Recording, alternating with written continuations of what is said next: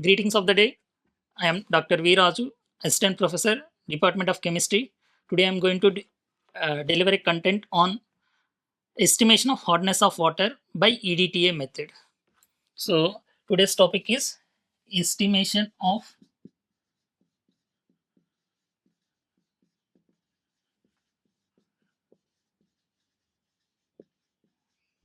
hardness of water by EDTA method. So first of all, before going to the topic, we should know what is hardness. So hardness is nothing but it's a property of water which does not produces lather with soap. Okay, so what is hardness means? It's a characteristic or property of a water which doesn't produces lather with soap is called as hardness.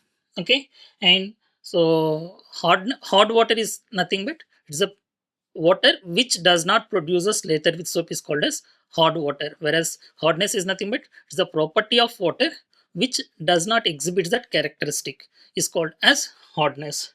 So before this, we should know what is the full form of EDTA. So EDTA is nothing but ethylene diamine tetraacetic acid. EDTA, the full form of EDTA is ethylene diamine tetraacetic acid.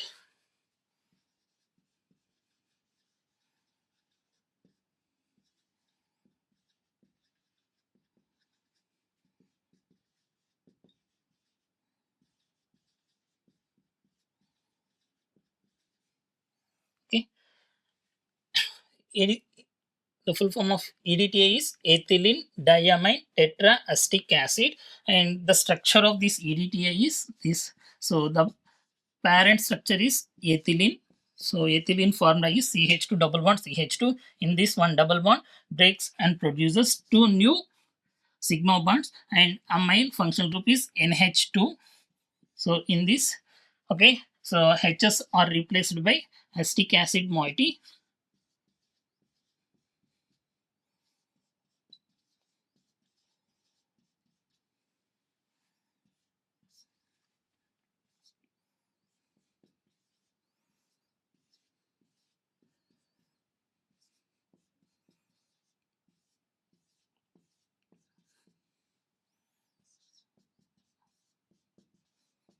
This is the structure of EDTA.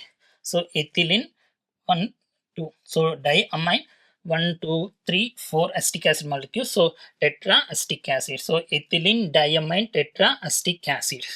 Okay, and this EDTA usually insoluble in water, but for the estimation, so we have to take EDTA. That means it is used in the soluble form. For that, we are using disodium salt of EDTA.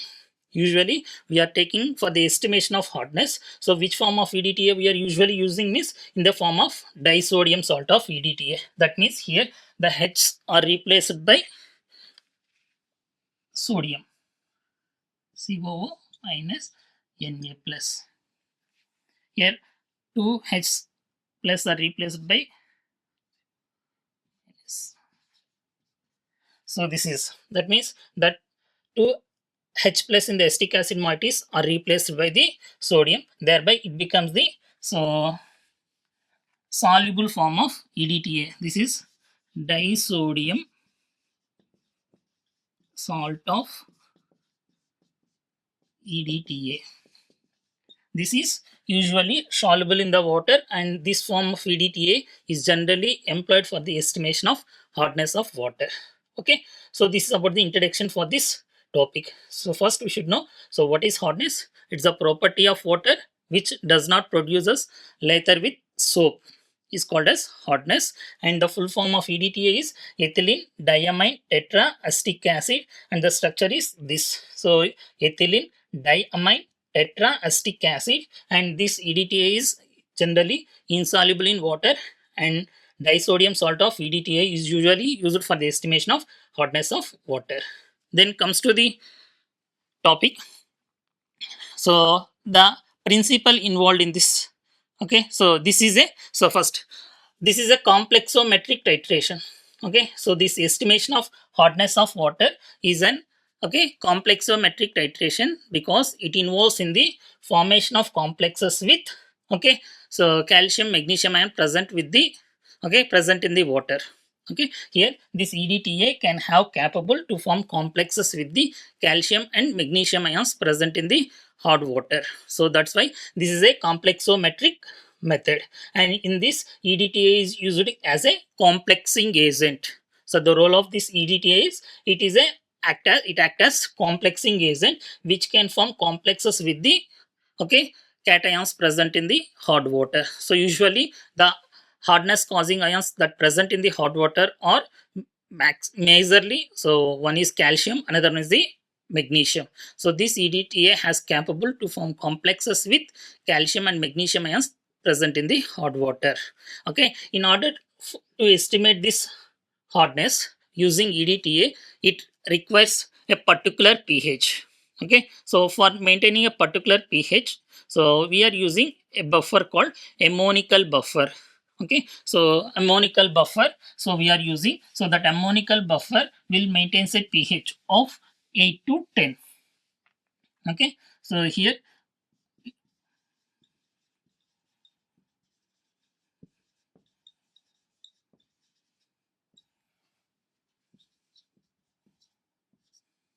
okay, so for this estimation it requires a pH, so that particular pH is 8 to 10. In order to maintain that pH, so we are using ammonical buffer. This ammonical buffer is nothing but ammonium solution, that is ammonium chloride in ammonia solution. Okay, so that is ammonium chloride in ammonia solution will result in the ammonical buffer which will maintain a pH of 8 to 10. At this particular pH only, EDTA has capable of complexing with Ca plus 2 and Mg plus 2 ions present in the water. For this estimation, it also requires an indicator called so EBT. The name of the indicator for this estimation is EBT. The full form of EBT is eriochrome black tea. Eriochrome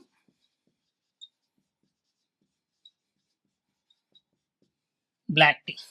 Okay, so here for this estimation it requires an indicator called so EBT. So the full form of EBT is eriochrome black tea, which is blue in color. The color of this indicator is blue. Okay, and so this is about the introduction for this estimation of hardness. So this is a complexometric method. So because here we are using EDTA as a complexing agent which can complexes with calcium and magnesium ions present in the hot water. For this estimation, it requires an indicator called EBT. Okay, and in the presence of ammonical buffer which will maintain a pH of 8 to 10. So at this particular pH only, so EDTA as well as EBT both can complexes with calcium and magnesium ions that present in the hot water. This is about the interaction for this. Then comes to the principle involved in this estimation. What is the key principle involved in this?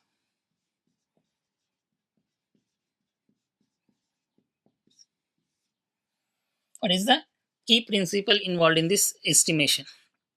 To the hot water sample, to the hot water sample, an indicator ammonical buffer, sorry, an indicator EBT along with the ammonical buffer is added, results in the formation, results in the appearing of wine red color solution. Okay, to the hot water sample, an indicator EBT along with the ammonical buffer, so results in the formation or appearance of wine red color solution, which indicates the formation of metal metal EBT complex. Okay, which results in the formation of metal EBT complex, that is Ca EBT or Mg EBT complex, which usually appears as wine red color solution. So this is unstable, okay, and so it easily dissociates into its respective components. Okay, here to the hot water sample. So hot water sample contains Ca plus 2 or Mg2 plus.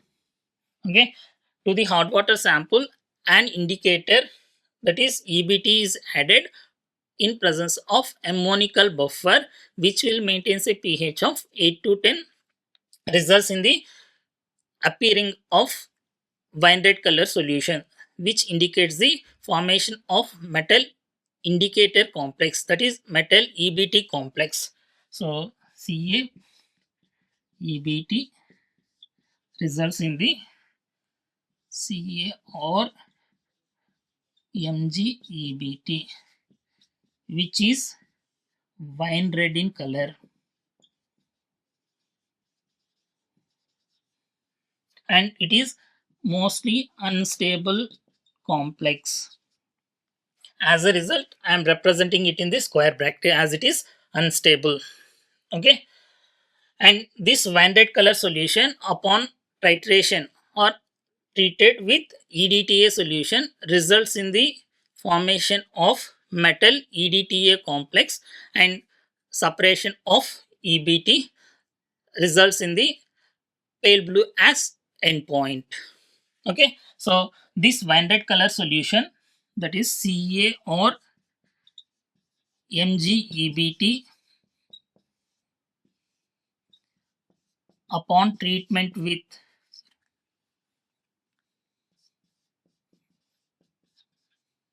okay, this Ca or MgEBT upon titration or treatment with EDTA results in the formation of metal EDTA, that is Ca or MgEDTA plus EBT.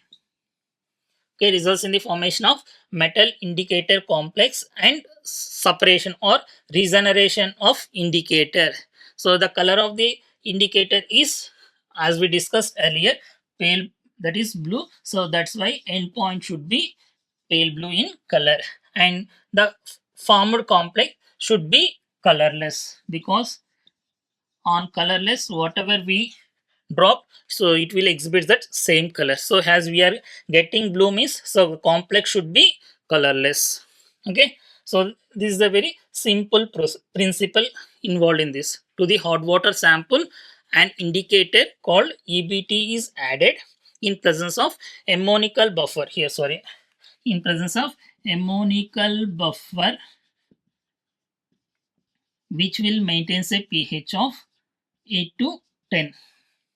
Okay, in presence of ammonical buffer will maintain a pH of 10, results in the okay appearance of wine red color solution indicates the formation of metal EBT complex, okay, which is unstable complex. Okay, and this wine red color solution upon titration with EDTA solution results in the formation of metal EDTA complex, and EBT is separating, which gives pale blue as the endpoint. Okay, so this is a very clear cut principle. Okay, and comes to the procedure. So here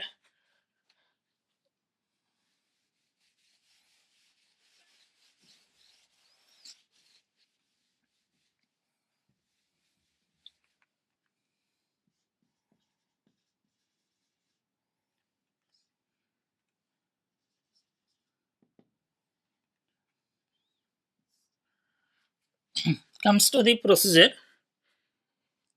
This estimation involves three parts. So first part is the standardization of EDTA. Okay, first part is standardization of, part one is standardization.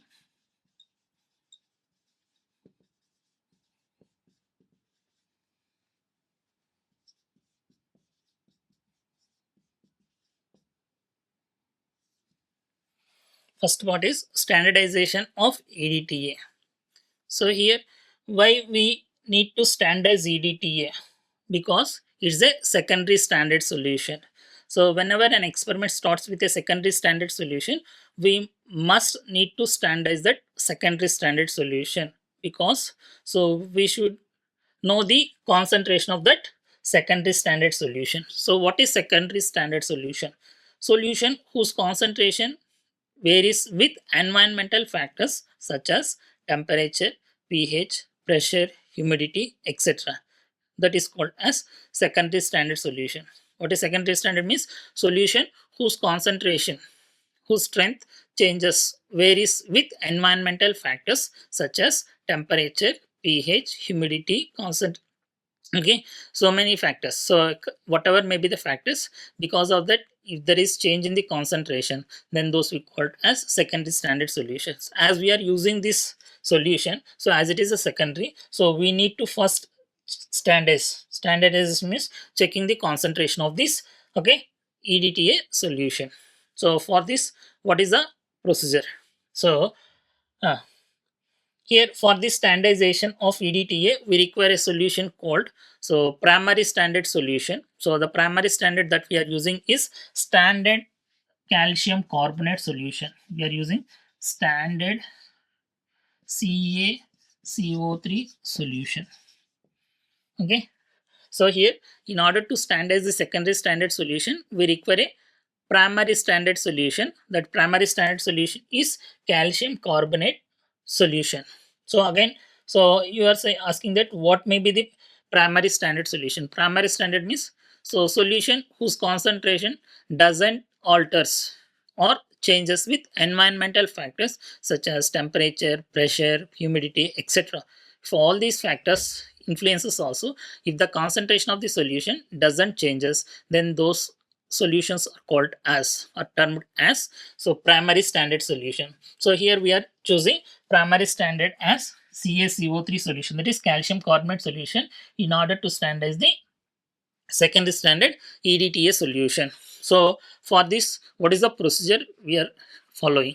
So first we have to wash our glasswares, that is pipette, burette, conical flask, okay, beakers, all the things. So whatever the glasswares required for this, so first we have to wash the glasswares with tap water followed by distilled water.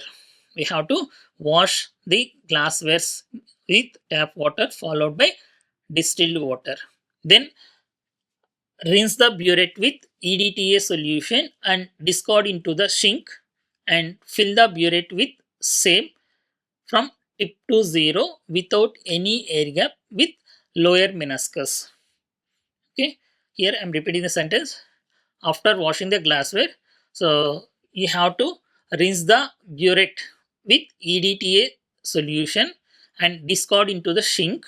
Okay, then so fill the burette with same. Okay, from where to where you are filling? From tip to zero without any air bubbles or air gaps, and you have to consider the lower meniscus and fix to the burette stand. Then pipette out. Then pipette out 20 ml of pipette out 20 ml of CaCO3 solution.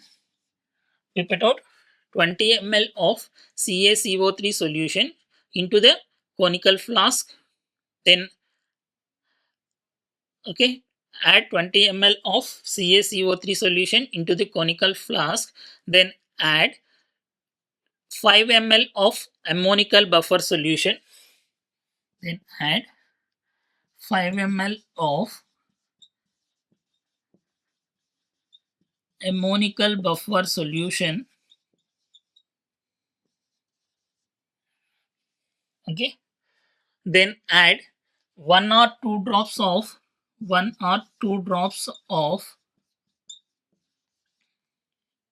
EBT indicator. Add 1 or 2 drops of EBT indicator results in the after addition of these three into the conical flask. So we need to add, sorry, we need to pipette out 20 ml of CaCO3 solution into the conical flask. To the same conical flask, you are going to add 5 ml of ammonical buffer with the help of measuring jar, and you are adding 1 or 2 drops of EBT indicator to the conical flask. After adding this, you will get wine red color solution. Wine red color solution. Okay, wine red color solution you will find out. So this wine red indicates the formation of calcium EBT complex, because here calcium is the hardness causing ion, and which form complexes with the EBT, so results in the wine red color appearance. Okay, this wine red color solution, now we have titrated with the EDTA, which is taken in the burette. Now if you titrate this wine red color solution, which is taken in the burette, at the end point you will get pale blue or steel blue, so whatever it may be that. Okay, so you have to titrate the wine red color solution with EDTA, which is already taken in the burette, till you will get so pale blue or steel blue as the end point. This blue indicates the regeneration of EBT and results in the formation of a colorless complex called CAEDTA complex, because here in this initially we have CAEBT when as it is unstable, so Ca plus 2 and CAEBT easily dissociates and results in the availability of free Ca2 plus, and so whenever the Ca2 plus are there, EDTA easily get complexed with the calcium, and once all the calcium gets complexed with EDTA, thereby EBT set free. So as a result of regeneration of EBT, so you are getting pale blue as the endpoint. That means suppose if all the Ca plus 2 that is present in the water gets complexed with the EDTA, by next drop of addition of EDTA, so results in the set free of EBT, so which indicates the regeneration or appearance of pale blue. Okay, and the formed complex color should be colorless, and let the volume consumed here is V1. Let the volume consumed is V1. Okay, and same procedure repeat the same procedure till you'll get two consecutive concurrent readings. Okay, so we have to repeat the same procedure till we'll get two consecutive concordant readings. Consecutive means so successive reading, concordance means same value. So we have to repeat the procedure till we'll get consecutive concordant readings. Once if we get the concordant reading, let the volume be considered as V1. And for this, so we are determining the strength of the solution, that is normality of the solution. Okay, so what is the formula for determining the normality of the solution is here for this, what is the normality, and for determining the normality, so we should use the dilution formula in terms of normalities. N1V1 is equals to N2V2. So let here we are taking N1 is the normality of CaCO3. So N1 is equals to normality of CaCO3, that is equals to 0.1 N, and V1 is the volume of CaCO3 solution, that is equals to how much we have pipette out with. Okay, CaCO3 initially 20 ml. Okay, then N2 is normality of EDTA solution, that we need to find out, because so our aim is here to find the normality, or we need to standardize means we are finding the strength of the EDTA solution. Then V2 is equals to volume of EDTA solution, that is equals to V1 ml. So because so we treated the burette reading as concordant reading as V1, so let it be not V1, let it be some V value or X value, let it be suppose as X value. Okay, so from this N2 is equals to N1 V1 by V2. If you substitute these values in this formula, then you will get the N2 is equals to some Y N. That means Y means some X, some Y value will get it. So the units of this normality is N.